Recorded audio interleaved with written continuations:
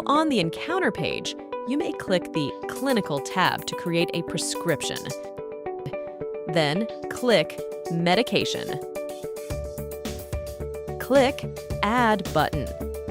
Set the issued date.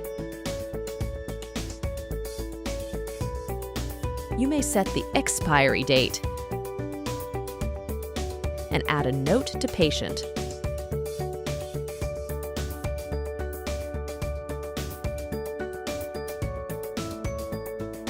Then click Save. You can add medicines by clicking the Add button. Using the search bar, you can find medicines included in the Philippine National Formulary 8th edition. After selecting the medicine, you may opt to add the brand of the medicine.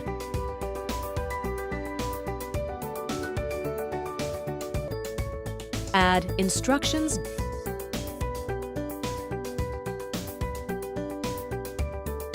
dosage,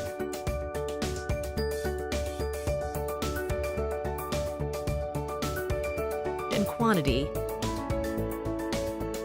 Click Save to finish. The medicine information will be displayed after saving. Once you have entered all the necessary details for the prescription, click the Finalize button. Review all details. Once everything is okay, tick the Send to Patient checkbox and the Save button.